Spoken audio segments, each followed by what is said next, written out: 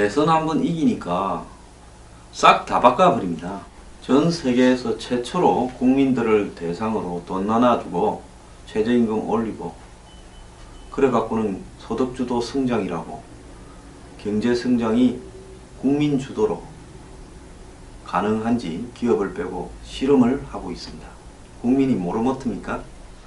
지금 청와대 경제수석이 몇 해 전부터 이 ILO 국제노동기구와 가까운 이 좌파 성향을 가진 학자들을 내놓은 임금을 노동자들의 임금을 올려줘서 경제가 성장되도록 해야 된다라는 논의를 주도한 사람이라고 합니다. 문 대통령이 여기에 빠져 이들과 세미나를 하고 이야기를 들으면서 이제 이들이 신봉하는 한 번도 테스트해보지 않은 이론을 한국이 세계에서 가장 먼저 채택을 해서 전 국민을 상대로 실험을 하고 있습니다. 자, 그러면서 최저시급도 지금 10,000원으로 올려주고 원전도 문을 닫고 그리고 태양광이니 풍력이니 신재생에너지로 이 나라의 전력을 다 동원을 하겠다고 합니다. 자, 그렇게 했을 때 올라갈 전기료 인상에 대해서 담당 장관이 인상 없다라고 했다가 개망신을 당했습니다. 국민을 상대로요, 지금 온갖 선심과 파퓰리즘과 여당이 이러고 정권이 이러니까 이제 야당까지 저거가 올린 담배값 내루겠다고 하고 유류세도 낮추겠다고 이야기를 합니다. 그래, 한번 경쟁적으로 같이 쌍끌이 댄스를 쳐보길 바랍니다. 나라 꼬라지가 어떻게 되나 한번 보게요. 자, 그래서 이 최초의 소득주도 성장 실험을 해서 성공하면 노벨 경제학상을 청와대 경제수석이 받을 거고 실패하면 전 국민이 고통을 겪게 될 겁니다. 한국 경제가 얼마 안 남았다. 많게는 6년, 작게는 한 2, 3년 안에, 저는 빠르면 1년 안에 데미지가 IMF와 같은 충격이 한국 경제에 밀어닥칠 거라고 보고 있습니다. 그런데 지금 이 정권은요, 당장 밀어닥칠 위기를 극복하기 위해서 미리미리 화근이 될 수 있는 소지를 없애고 체질을 갖다가 개선하도록 이 아픈 고통의 순간을 국민과 더불어서 고쳐가자. 정권이 앞장을 설 건데 상당히 어렵고 힘든 순간들이 다가올 거다. 그런데 나중에라도 우리가 제대로 이런 어떤 전 세계적 경제 위기에서 버텨가고 일자리도 창출하고 양극화를 극복하려고 하면 누군가는 칼을 댈 수밖에 없는데 그 칼을 내가 대겠다. 이렇게 했더라면 국민들의 박수를 쳤을 겁니다. 그러면서 우리 원전도 문제가 많다. 문제 많습니다. 지금 일부 신문은요, 보수 언론은 매일 원전 지금 탈원전에 대해서 이렇게 저항하는 기사를 싣고 있는데요. 이 문제가 중요하기는 하고 방식이 잘못된 것은 분명히 있습니다만은 이렇게 매일 그만큼을 할 만큼 지금까지 원전을 끌어온 사람들이 당당했거나 잘한 거 없습니다. 제가 이명박 정부 때 지금 이명박 정부가 추진하고 있는 원전 정책이나 UA 원전이나 이런 쪽에 비판을 했다가 말할 수 없이 당했는데요. 그런 어떤 건전한 비판이나 이런 지적조차도 들으려고 하지 않고 원전 마피아들이 대한민국을 한마디로 이 대기업들과 더불어서 원전 관련 기술을 보유하고 있는요, 이 장난을 쳐온 것도 사실이지요. 그리고 돈 뿌려서 의견을 조작했고 언론이나 지역 주민들의 여론도 조작을 했고 그 속에 어마어마한 비리들이 감춰져 있었고 그것을 원전 업계가 나누어서 또 과실로 재벌들, 원전 관련 기술을 보유한 회사들 대부분이 재벌 관련 회사입니다. 재벌들과 더불어서 잘 해먹고 왔죠. 안에는 엄청난 비리가 있어서 원전 비리 수사할 때 드러났던 그 흑막들을 기억 안 하십니까? 몇십만 원이면 할 수 있는 거를 몇천만 원으로 볼트 너트를 하고, 예? 돈이 매물 액수가 어마어마한 그런 부분들, 또 원전에서 벌어졌던 크고 작은 사고들을 다 덮은 것들, 정말 원전 관련 사고들을 국민 앞에 있는 대로 공개 한번 해보면 어떤 일이 될지 알 수 있습니까? 그렇기 때문에요, 원전 문제에 대해서 문제가 있어서 개혁하는 것은 맞는데 문제는 뭔가 하면 그걸 개혁하는 방식이 완전히 잘못되어서 이 정권이 지나가고 나면 또 뒤집어질 그런 개혁을 하고 있다는 겁니다. 결국은 국민의 돈만 날리는 그런 방식으로 개혁해서는 안 되는 거죠. 원전 문제가 심각해서 그걸 시정하더라도요. 그러면서 자, 푸닥거리 하는 거는 괜찮아요. 막 곳곳에서. 문제는 돈을 날리거나 퍼퓰리즘으로 가면서 나라 전체를 갖다가 완전히 망하는 쪽으로 갖고 가서는 안 되는데 지금 그런 짓을 하는 것이 여러 군데 나오고 있습니다. 자, 문재인 대통령이 변호사 할 때 이 카드 연체 그 채권을 저축은행들이 사가지고 왔고, 원래 그게 채권이라는 것도 사고 팝니다. 금융기관들이. 1금융기관에서 카드 대금 밀려놓으니까 그 2금융 무슨 저축은행들이 그걸 받았지요. 그래가지고 채권 만료 시한이 다 되니까 그 연장 시한을 한다고 뭐 50억인 60억인이 변호사를 맡았다 시끄러웠었는데 대선 기간 중에 이 연체자들, 오래된 악성 연체자들을 다 탕감해주겠다 해서 제가 그때 그런 말을 하지 않았습니까? 자기가 변호사 맡아서 저축은행 입장에서가 그 장기 채권을 악착같이 받아내겠다고 시한 연장을 하는 업무를 수십억에 맡았으니 이제 너무 잘 알았어. 그때는 끝까지 받아내려는 변호사 입장에 서서 이 내용을 잘 알았어. 이제는 또 그 표를 얻어야 되니까 잘하는 내용을 탕감해주는 쪽으로 정반대쪽에 가서 그러느냐 라고 한번 제가 조롱을 한 적이 있습니다. 그런데 정부가 예산을 투입해서 장기 연체를 하고 있으나 갚을 능력이 없는 80여만 명의 빚을 전액 탕감해주기로 했다는 겁니다. 빚 일부를 줄여준다. 대신 나머지는 갚아라. 저는요, 부채에 관한 한은 절대로 전액 탕감해주면 안 된다고 생각하는 사람입니다. 제가 과거에 농민운동을 할 때 농가 부채 탕감이 이슈였습니다. 솔직히 농민들 중에요, 정말 농업이 수지도 맞지 않고 재해가 더 많고 해서 또 가격 폭락도 많고 해서 부채를 지게 되는 사람도 있지만은 솔직히 말하면 빌려서 나중에 떼먹고 안 갚으면 언젠간 또 부채 탕감한다 해서 농민운동 한다 합시고 힘 좀 주는 사람 중에 아무런 겁도 없이 부채를 탕탕 빌려 쓴 사람들 많습니다.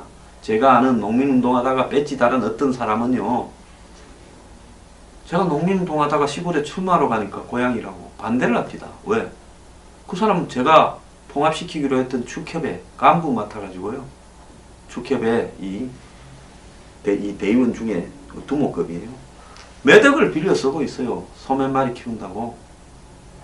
그러니 반대를 하지요.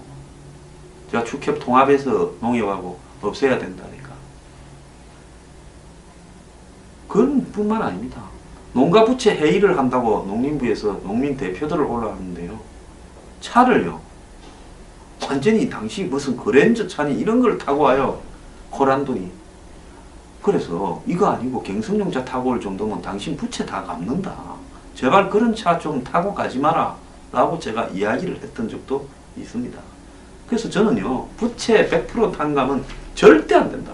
평생이라도 당신이 100만원 중에 100만원을 벌면 그 중에 10만원이든 20만원이든 빚을 갚아라고 해야 되는 것이 자유시장 경제와 자본주의 사회에 기본적으로 지켜가야 될 서로의 도덕적 약속이라고 봅니다. 그런데 이 장기간 빚독촉에 시달리고 있는 이 장기 연체자가 정상적인 경제활동을 하도록 해준다는 겁니다. 자, 내가 한번 털어먹고 안 갚았더니만 정부가 결국은 다 탕감시켜주네. 자, 이런 사람이 정상적인 사고를 가지고 정상적인 경제활동을 할 수 있다고 봅니까? 최종국 금융위원장은요, 장기 소액 연체자 중에 상환을 하기 어려운 계층에 대해서 과감하게 채무정리를 돕겠다. 아니, 정말로 고액 장기 연체자한테 일부를 탕감시켜주면 몰라도 소액 연체자들은요, 나누어서 이자는 탕감시켜 줄 거니까 원금이라도 30년이 걸리든 40년이 걸리든 갚아라고 해야지요. 이러면 성실하게 빚 잘 갚은 사람들은 뭐가 됩니까? 왜 이 경제학이 도덕을 어긋나는 방향으로 가면 됩니까? 경제학도요, 양심과 도덕과 관습에 똑같은 방향으로 가야 되는 겁니다. 아니, 빚내서 그냥 소잡아 먹고 배째라 한다. 물론 소잡아 먹는 사람 없고 어려우니까 빚냈다고도 볼 수 있겠지만, 그러면 성실히 시한 내에 다 갚은 사람은 쪼다고 병신입니까? 그렇게 정책을 펴면 안 되지요. 최종구 위원장의 이 말은요, 문 대통령이 국민행복기금의 장기 소액 연체 10년 이상 1,000만원 이하를 다 없애주겠다 한 부분을 이제 국민행복기금의 연체자들 뿐만 아니라 일반 민간에서 은행에서 돈 빌려서 연체한 사람들도 그렇게 해주겠다는 겁니다. 자, 이 채권들은 한 10년씩 되다 보니까 1금융에서 2금융 해서 지금 대부업체까지 가 있어요. 뭐 요즘 프로야구 같은 데 보면 배추 나와서 선전하는 그런 대부업체가 갖고 있는 채권이 이제 100%에다가 30%, 20%에서 한 이 사람들은 5%, 10% 정도 가격으로 이 채권을 사들인 겁니다. 이거를 정부 예산으로 사주고 털어주겠다고 이야기를 하는 겁니다. 예산 확보에 따라 달라지겠지만은 최소한 민간 부분에서 40만 명 이상이 혜택을 보게 될 거다라고 이야기를 합니다. 기존 국민행복기금 보유 채권 중에서 이 부채 탕감 대상이 40만 명인데 민간에서 40만 명이면 한 80만 명을 정부가 빚을 털어주겠다라는 이야기입니다. 자, 능력이 없는 사람만 탕감하겠다라고 하면서 도덕적 해이 가능성에 노력을 그렇게 비판 안 받도록 노력을 하겠다라고 이야기를 하고 있는데요. 이번에 빚 탕감이 이전과 다른 부분은 이전에는 채무를 조정해서 네가 빚이 갚아야 될 빚이 이자까지 늘어나서 2천만 원이 됐는데 이걸 500만 원만 갚아라. 그리고 몇 년에 걸쳐서 나누어서 갚아라. 그래서 이제 이 빚을 개인 회생을 위한 절차를 도와주는 이런 방식으로 줄여줬는데 그게 아니라 100% 완전히 빚을 없애주는 정책은 이때까지 한 번도 해본 적이 없는 유례가 없는 일입니다.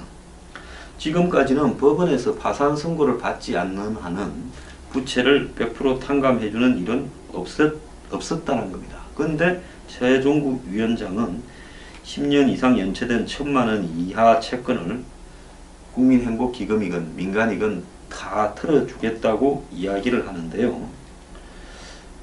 자, 어디까지를 대상으로 하느냐는 사회적 합의의 문제다. 이 사회적 합의라 그러면 나는 반대합니다.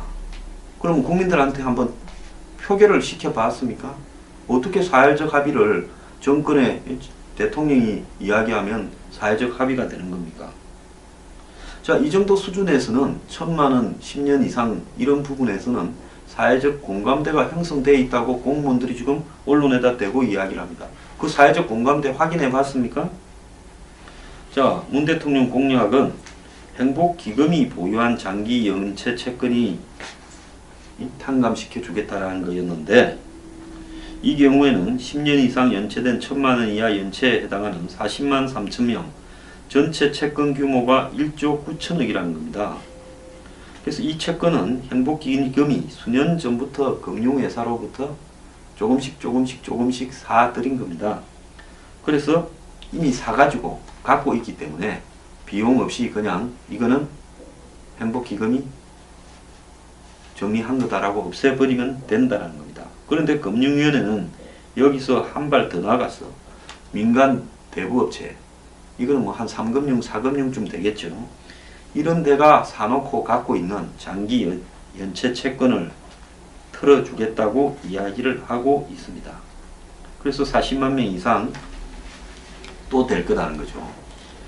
그런데 보통 소비자들이 은행이나 저축은행에서 빌린 돈을 갚지 못하면 그 채권을 한마디로 빚을 전문적으로 회수하는 추심회사로 넘어갑니다.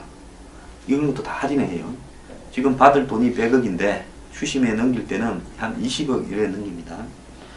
그랬더니 추심회사들은 받을 만큼 받아가 이렇게 하고는 또 그걸 또 팝니다. 대부회사로 또 팔아요. 이런 식으로 점점 액수가 줄어든 채 원가보다 이렇게 거래되다가 최종적으로는 대출액이 100억이면 2억 내지 3억의 그 채권이 남아있는 거죠. 그래서 금융위가 이런 채권을 지금 사들여서 털어주겠다고 이야기를 하는 겁니다. 대부업체 입장에서는 이걸 정부에 팔아도 손해가 아닌 게요. 장기 연체 채권은 워낙 받을 확률이 낮기 때문에 2, 3%라도 받아내는 게 대부업체로는 낫다는 거죠. 자기들도 이거 헐값에 산 겁니다. 그래서 1000만원 채권을 보유한 40만 명이 대상이라면 1000만 곱하기 40 그걸 갖다가 2, 3% 가격으로 산다면 3%면 1200억, 2%면 800억이라는 겁니다. 실제로는 1인당 평균 채권이 액이 1000만원에 못 미치기 때문에 정부에서 생각할 때는 한 5, 600억만 하면 이거 사서 해결할 수 있다. 그런데 이게 액수의 문제가 아니라요. 저는 이 정부가 국민에게 취해야 될 정책의 자세에 대한 문제라고 생각을 합니다. 이런 식으로 한번 털어주면 이제는 은행에서 저축은행에서 빚내서 안 갚고 끝까지 버티면 한 10년 뻗대기면 결국은 언젠가는 털어주더라. 그러면서 성실히 그러면 그 사이에 고리를 다 비싼 이자를 포함해서 원리금을 갚아간 채무자들만 손해를 보는 거라는 겁니다. 국민행복기금에 10년 이상 되고 1000만원 이하의 채권을 가지고 있다가 이미 약정을 맺고 감면된 빚을 갚은 채무자가 83만 명이라는 겁니다. 이 83만 명은요, 자기가 은행이나 이런 데서 금융기관에 돈을 빌렸다가 그걸 갚을 형편이 못 돼가지고 10년이 넘고 액수는 1000만원 이하의 이런 연체자였는데 국민행복기금에 넘어가 있는 그 최종적인 채권 출시 문제를 서로 협의를 해서 약정을 맺어가 내가 이 중에 얼마를 앞으로 몇 년간에 걸쳐서 빚을 갚고 있는 사람이 83만 명이 있다는 겁니다. 자, 현재로서는 행복기금과 약정을 맺지 않은 40만 3천 명이 탕감 대상이기 때문에 형평성의 문제가 있다는 거죠. 자, 지금 정부가 탕감시켜 주겠다라는 거 하고 이 말을 좀 요약하겠습니다. 83만 명은요, 자기가 금융기관 돈 빌렸다가 못 갚아서 흘러서 국민행복기금이 정부 공적기관이 가지고 있는 그 채권에 대해서 내가 이걸 83만 명은 갚아 나가겠다고 서로 약정을 맺어서 갖고 있다는 겁니다. 그런데 여기에 40만 3천 명은 아예 약정도 안 맺고 안 갚고 빼째라 하고 있다는 겁니다. 그리고 또 민간에 지금 국민행복기금까지 안 가고 대부업체가 갖고 있는 이런 사람이 또 40만 명이 더 된다는 거예요. 그러니까 성실히 갚는 80만 명은 쪼다고 국민행복기금이 갖고 있거나 아직 그까지 안 넘어간 대부업체가 갖고 있는 80만 명은 빼째라가 성공한 거죠. 그래서 금융위가 채권 소각의 전제로 상환 능력에 대한 심사 운운하지만은 이 80만 명을 누가 성실히 하겠습니까? 정부 방침이 그래서 했으면 대충 해서 다 틀어주는 거지요. 자, 장기 연체자를 내버려 두는 것보다는 이들을 사회로 복귀시켜서 성실하게 일하게 해야 된다. 근데 그 사람들이 무슨 사회 복귀를 안 합니까? 지금 다 돈을 벌고 있으니까 굶어 죽지 않고 있죠. 이렇게 저렇게요. 그러지 않습니까? 그 사람들이 실제로 만약에 사회로 복귀 안 되고 있다면 어디 섬에 가서 숨어서 살고 깊은 산 속에서 숨어서 살고 있습니까? 나름대로 다 돈 벌고 먹고 살고 있어요. 자, 연체자들이 빚독촉을 못 이겨 사회 밑바닥으로 떨어져 지내도록 둔다면 빚을 갚지 않은 데 대한 일종의 처벌 효과는 있다. 그러나 사회 생산성이라는 측면에서 이들이 생산 활동을 하게 하는 것이 더 이익이다. 이런 이야기도 하지만은 저는요, 절대로 이렇게 해줘서는 안 된다고 봅니다. 1000만 원의 빚이 있다면 50만 원이든 100만 원이든 갚아라. 1년에 걸쳐서. 그걸 못 갚겠다 하면 그건 인간도 아닌 거죠. 그래서요, 이 빚에 대한 한마디로 어떤 책임감은 분명히 심어줘야 된다는 거고, 이런 식으로 다 이 돈 저 돈 얼마 안 되니까 5,600억 투입해서 다 털어주겠다고 이렇게 이야기를 하면요, 우리 송파 세모녀 사건 생각이 안 납니까? 약지를 못해가 생활보호 대상자 기초생활수급자도 되지 못한 채 먹을 게 떨어지고 반값도 밀릴라 하니까 반값 마지막 있는 거 놔놓고 새 모녀가 자살한 거요. 그 사람들은 정말 성실하게 살려고 노력했지만은 병이나 다쳐서 돈을 못 벌게 되면서 자살을 선택했습니다. 그들에 대해서는요, 사회가 무관심하다가 이제 이런 사람들에 대해서 틀어주면 80만 명이 또 우리 지지자가 될 거라고 생각을 합니까? 자, 저는 절대로 탕감에는 반대하고요. 채무 조정을 통해서 그들이 100만 원이든 50만 원이든 갚도록 해야 된다는 겁니다. 문재인 정부 이런 식으로 하면요, 국민한테 정말 올맞습니다. 이것뿐만 아닙니다. 지난번에 이 주거정책 발표한다면서 이 세일즈 앤 리스백이라고요.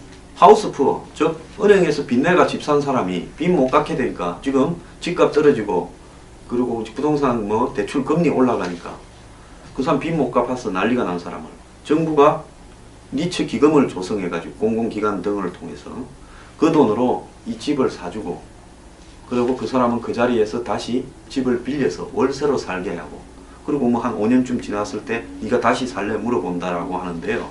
이것도 잘못된 거죠. 그러지 않습니까? 집이 없는 사람들은 전세나 월세를 살아가고 전세 월세 오르는 걸 갖다가 이렇게 하려고 노력하는데 그것도 없이 은행에 빚내가 집 사놓으면 올라가지 않겠냐 투기 이익을 노리고 집을 샀다가 돈 못 갚게 된 사람들이 지금 한 200만 명도 넘을 겁니다. 근데 이런 사람들을 정부가 집을 사줘요. 근데 이렇게 한계선상에 노인 하우스 푸어가 그 은행에 부동산 대출만 있겠습니까? 딴 거 저런 거 대출도 포함되어 있을 거예요. 이거를 어떻게 정리를 해서 해준다는 겁니까? 그러면 이 은행 대출을 받아서 집을 사서 투기 이익을 보려다가 실패하는 이런 짓을 안 하고 나는 집이 없으면 없는 대로 성실하게 월세를 내도록 전세금을 올려주도록 이렇게 성실하게 노력한 사람은 뭐가 되는 겁니까? 그래서요. 어떻게 부채 탕감해주고 또 하우스 푸어에 세일 앤 리스백을 해준다고 하면서 뺀질이들 이 사회에 저는 뺀질이라고 봅니다. 이 뺀질이들의 문제는 해결해 주겠다고 나서느냐. 물론 그 중에서 어쩔 수 없이 불행하게 된 사람도 있겠죠. 자, 그렇다면 우리 사회가 모든 것을 다 개인적 차원의 책임을 이 가난하고 부고 이런 건 다 개인의 책임이라고 이야기를 하면서 살아라고 강요하고 있지 않습니까? 그런데 이런 제도를 악용해서요, 돈 빌리고 배째라고 하는 사람에 대해서 이런 식으로 할 수 있는 겁니까? 아니죠. 지금 새 금융위원장 최종구가요, 부채 탕감해준다는 사람이 모든 은행이 가계대출에만 치중해서 문제가 있다. 수익의 원천이 가계대출에서 다 나온다, 은행에. 주택담보대출을 전담포식으로 영업하고 있다. 모두가 다 국민은행처럼 똑같이 차별성도 없이 운영하고 있다. 이대로 두고 봐야 하나 의문이다.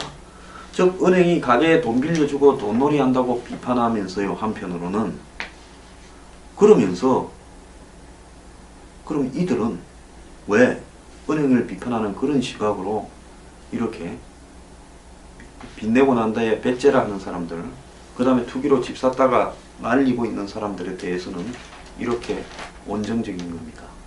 은행이 기업에 돈을 빌려줘야 되는데 개인을 상대로 주택담보대출만 하고 자빠졌다. 이런 이야기를 하고 있는데요. 왜 그러는 줄 아십니까? 이런 식으로 예를 들어서 도덕적 해이의 국가가 되다 보니까 한번 생각해 보십시오. 은행이 주택담보대출 하는 것이 제일 안전하지요. 은행도 도덕적 해이가 되는 겁니다. 그러지 않습니까? 은행이 돈을 갖다가 있는 사람들한테 받아서 그것을 생산에 투자되도록 그렇게 이렇게 대출을 해줘야 될 건데 은행도 도덕적 해이가 된 거예요. 그래서 전부 다 돈을 빌려간 사람이나 빌려주는 사람이나 다 도덕적 해이가 된 상태인데 누구를 탓을 합니까? 누가 이렇게 만들었는데요. 그런데 지금 비탄감 해주겠다, 세일앤 리스백 하겠다, 하우스푸어에 그렇게 말하는 사람이 과연 은행의 도덕적 해이를 말할 자격이 있습니까? 금융위원장부터 정신 차리라 그래요.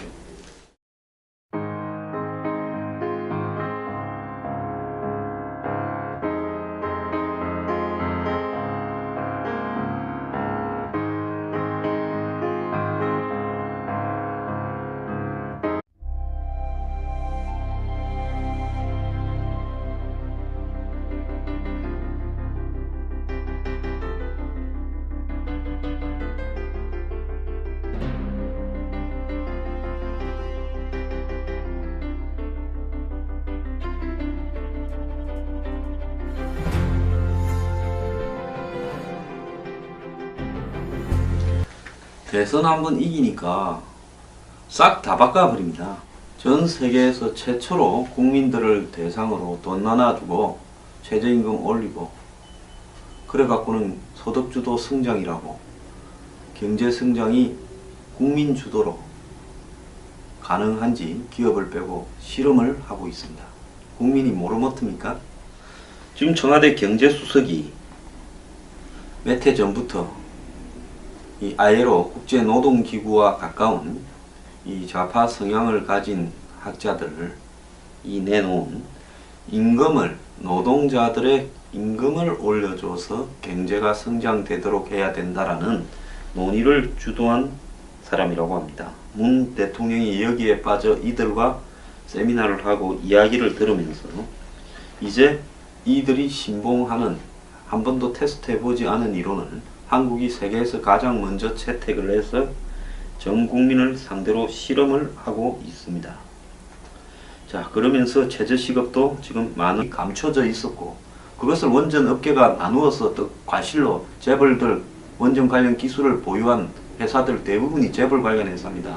재벌들과 더불어서 잘 해먹고 왔죠. 안에는 엄청난 비리가 있어서 원전 비리 수사할 때 드러났던 그 흑막들을 기억 안 하십니까? 몇십만 원이면 할 수 있는 거를 몇천만 원으로 볼트 너트를 하고 예? 돈이 매물 액수가 어마어마한 그런 부분들 또 원전에서 벌어졌던 크고 작은 사고들을 다 덮은 것들 정말 원전 관련 사고들을 국민 앞에 있는 대로 공개 한번 해보면 어떤 일이 될지 알 수 있습니까? 그렇기 때문에요. 원전 문제에 대해서 문제가 있어서 개혁하는 것은 맞는데 문제는 뭔가 하면 그걸 개혁하는 방식이 완전히 잘못되어서 이 정권이 지나가고 나면 또 뒤집어질 그런 개혁을 하고 있다는 겁니다. 결국은 국민의 돈만 날리는 그런 방식으로 개혁해서는 안 되는 거죠. 원전 문제가 심각해서 그걸 시정하더라도요. 그러면서 자 푸닥거리 하는 거는 괜찮아요. 막 곳곳에서. 문제는 돈을 날리거나 퍼퓰리즘으로 가면서 나라 전체를 갖다가 완전히 망하는 쪽으로 갖고 가서는 안 되는데 지금 그런 짓을 하는 것이 여러 군데 나오고 있습니다. 자, 문재인 대통령이 변호사 할 때 이 카드 연체으로 올려주고 원전도 문을 닫고 그리고 태양광이니 풍력이니 신재생 에너지로 이 나라의 전력을 다 동원을 하겠다고 합니다. 자, 그렇게 했을 때 올라갈 전기료 인상에 대해서 담당 장관이 인상 없다라고 했다가 개망신을 당했습니다. 국민을 상대로요. 지금 온갖 선심과 파퓰리즘과 여당이 이러고 정권이 이러니까 이제 야당까지 저거가 올린 담배값 내루겠다고 하고 유류세도 낮추겠다고 이야기를 합니다. 그래 한번 경쟁적으로 같이 쌍끌이 댄스를 쳐보길 바랍니다. 나라 꼬라지가 어떻게 되나 한번 보게요. 자, 그래서 이 최초의 소득주도 성장 실험을 해서 성공하면 노벨 경제학상을 청와대 경제수석이 받을 거고 실패하면 전 국민이 고통을 겪게 될 겁니다. 한국 경제가 얼마 안 남았다. 많게는 6년, 작게는 한 2, 3년 안에 저는 빠르면 1년 안에 데미지가 IMF와 같은 충격이 한국 경제에 밀어닥칠 거라고 보고 있습니다. 그런데 지금 이 정권은요. 당장 밀어닥칠 위기를 극복하기 위해서 미리미리 화근이 될 수 있는 소지를 없애고 체질을 갖다가 개선하도록 이 아픈 고통의 순간을 국민과 더불어서 고쳐가자.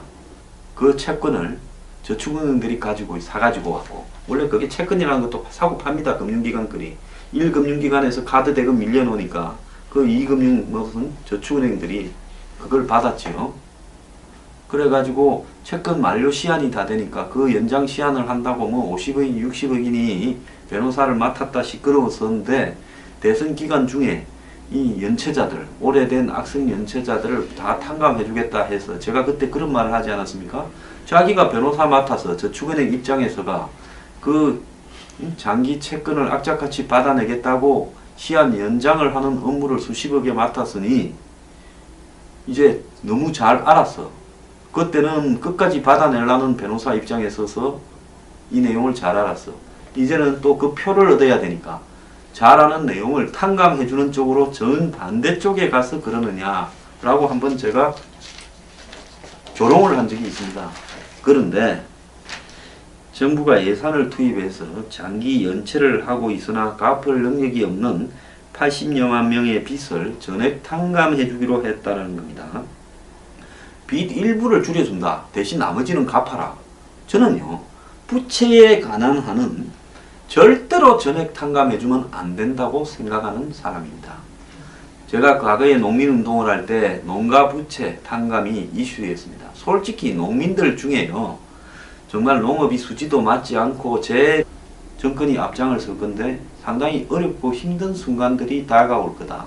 그런데 나중에라도 우리가 제대로 이런 어떤 전 세계적 경제 위기에서 버텨가고 일자리도 창출하고 양극화를 극복하려고 하면 누군가는 칼을 들 수밖에 없는데 그 칼을 내가 대겠다 이렇게 했더라면 국민들의 박수를 쳤을 겁니다. 그러면서 우리 원전도 문제가 많다. 문제 많습니다. 지금 일부 신문은요, 보수 언론은 매일 원전 지금 탈원전에 대해서 이렇게 저항하는 기사를 싣고 있는데요. 이 문제가 중요하기는 하고 방식이 잘못된 것은 분명히 있습니다만은 이렇게 매일 그만큼을 할 만큼 지금까지 원전을 끌어온 사람들이 당당했거나 잘한 거 없습니다. 제가 이명박 정부 때 지금 이명박 정부가 추진하고 있는 원전 정책이나 UA 원전이나 이런 쪽에 비판을 했다가 말할 수 없이 당했는데요. 그런 어떤 건전한 비판이나 이런 지적조차도 들으려고 하지 않고 원전 마피아들이 대한민국을 한마디로 이 대기업들과 더불어서 원전 관련 기술을 보유하고 있는요, 이 장난을 쳐온 것도 사실이죠. 그리고 돈 뿌려서 의견을 조작했고 언론이나 지역 주민들의 여론도 조작을 했고 그 속에 어마어마한 비리들이